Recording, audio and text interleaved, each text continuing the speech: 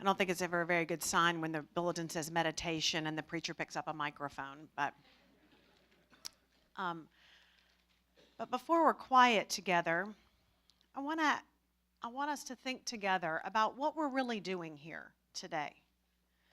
What do we really think is happening when we gather for a healing service?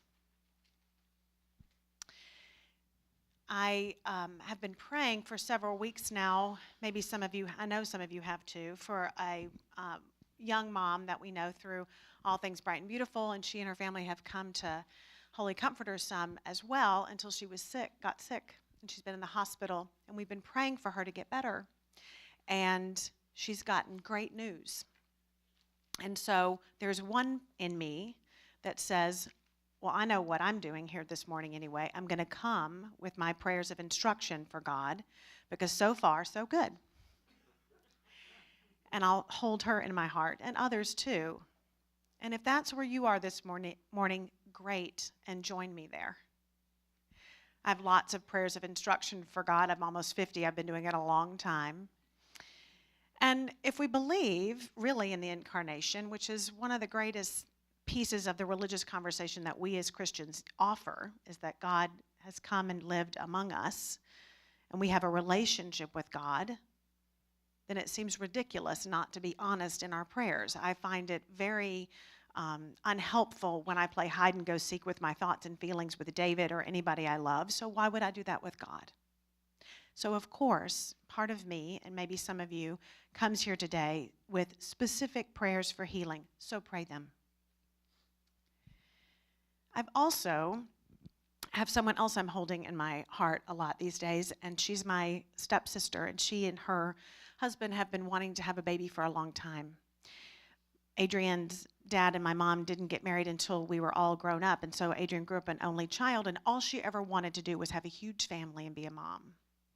And you know what I'm going to tell you, that they have not had a baby, and it continues to be a struggle, and that's another conversation. But part of me prays for her too. And I begin to think, now God, you were really good at helping me over here with my list of instructions. Now what's going on over with this relationship and this person? So when things like that happen, it's really tempting to believe that God picks and chooses which prayers God answers, but I know that's a lie, because I've lived almost 50 years, and so I've begun to know that that's a lie. That God does answer our prayers. It just may not be with the exact instruction manual that I've assigned God.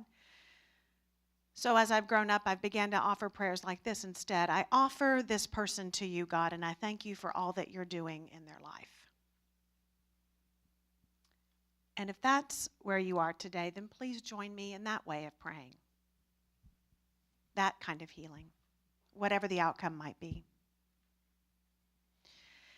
But if we read our gospel this morning, we're invited to go even deeper in how we pray and how we communicate with God about our heart's desire, and invites us to think about an even deeper way of healing. We are halfway through Lent.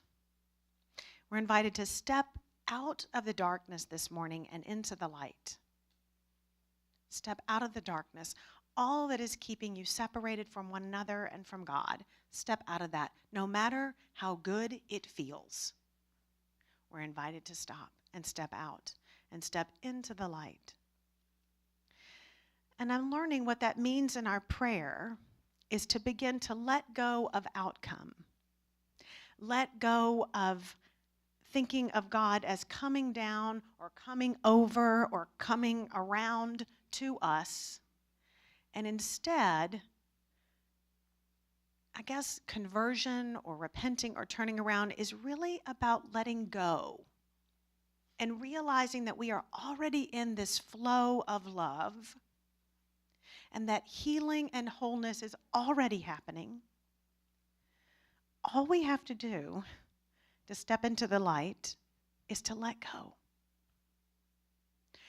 So again, if you have your prayers of instruction for God, join me in praying them, sure. But pray them this time with a spirit of, I offer you these words so that I can actually let go. I offer you this person so that I can actually let go and realize that you already are here. You already are healing. And that love is happening. And maybe then we become part of the healing that we so desire. What are we doing here this morning? What are we really wanting to happen? I invite you to be quiet, to be still, to set your intention, to let go, and to feel the love that is healing us and this world.